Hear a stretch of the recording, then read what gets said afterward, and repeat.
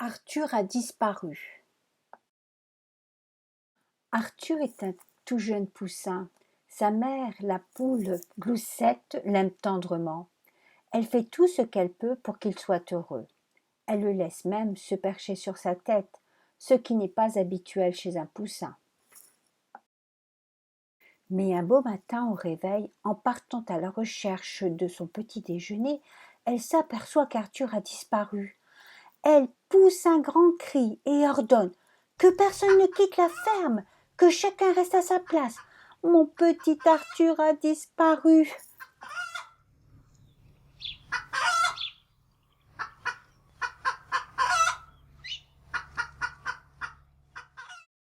Elle interroge d'abord le canard. As-tu vu mon petit Arthur? Il est parti, je ne sais pas où il est.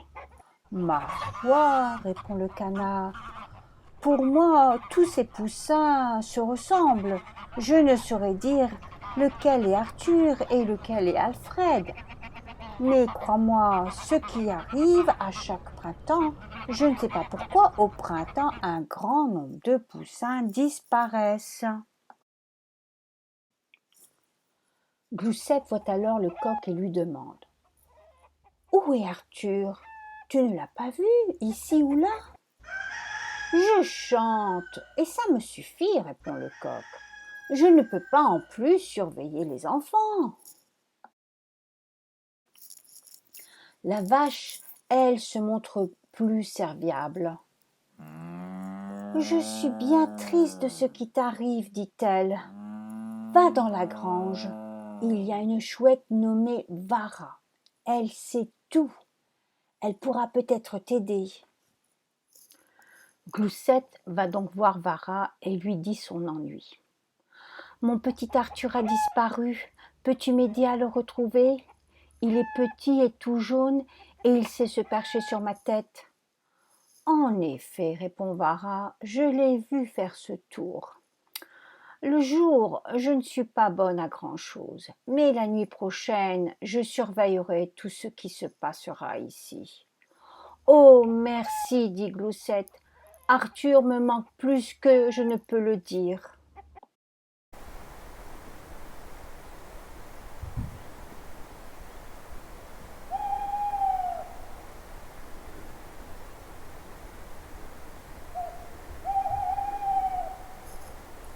La nuit venue, Vara ne quitte pas la grange, et elle attend, elle attend, elle attend encore.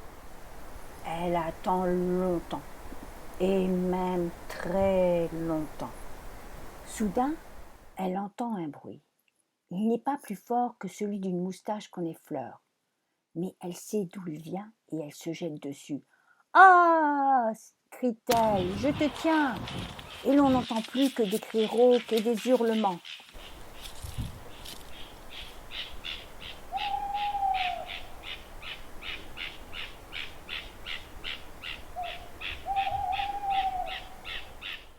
Vara découvre alors qu'elle se bat avec un renard.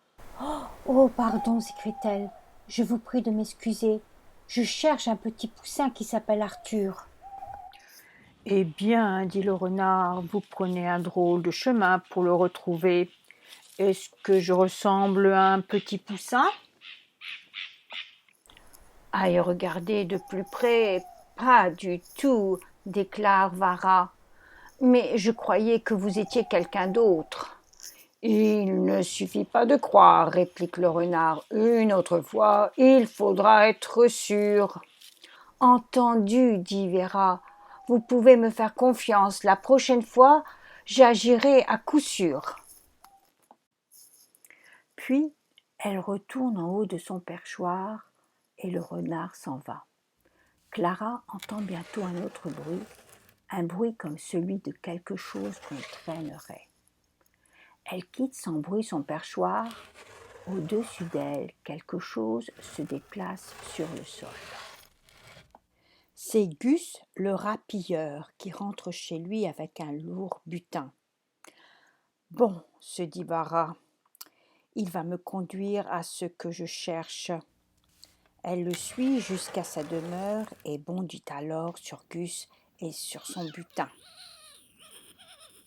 L'endroit est rempli de tout ce que Gus a volé.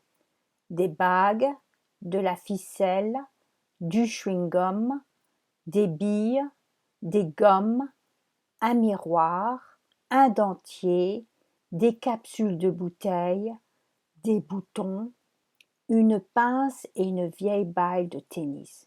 « Où as-tu caché le poussin ?» demande Vara. « Dis-le-moi tout de suite ou je te dévore. »« Quel poussin ?» répond Gus. « Je vole seulement des objets, mais pas de poussin. » Mais Vara vient de voir quelque chose de très intéressant. Un œuf peint de couleur éclatante. « Où as-tu pris ça ?» demande-t-elle. « Là-bas, à la ferme, répond Gus. Il y en a un tas. »« Tiens, tiens, ça me donne une idée, constate Vara. Souvent, où il y a des œufs, il y a aussi des poussins. »« Je l'ai remarqué, dit Gus, mais je n'y ai jamais beaucoup réfléchi. » Vara vole jusqu'à la ferme. Il fait sombre. Tout est calme et l'on ne voit personne dans les parages.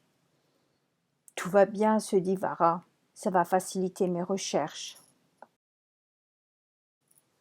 Elle regarde la fenêtre de la maison et voit une coupe pleine d'œufs coloriés, mais toujours pas de traces d'Arthur. Elle entend alors un bruit curieux. Dans un camion derrière la maison, il y a une grande cage. Elle est pleine de petits poussins qui pipillent tous ensemble. Piou, piou, piou, piou. Vara appelle. « Arthur, Arthur, es-tu là ?»« Oui, c'est moi Arthur, » répond un poussin. « Je suis bien Arthur, » dit un autre, et un troisième déclare. « Je m'appelle Arthur. » « Et moi aussi, » dit encore un autre. Arthur, cette année-là, avait été un nom très à la mode. « Je vais vous faire sortir tous, » dit Vara, « et l'Arthur que je cherche pourra venir avec moi. » Elle arrache le grillage avec ses griffes, et aussitôt la nuit est remplie de petits poussins. Les uns retournent dans le camion, d'autres vont faire un tour, et d'autres s'endorment. La journée a été si longue. Mais parmi tous ces Arthurs, il y en a un qui sait se percher sur la tête de Vara. Gloussette va enfin retrouver son poussin disparu, et Arthur est ravi de retourner chez lui.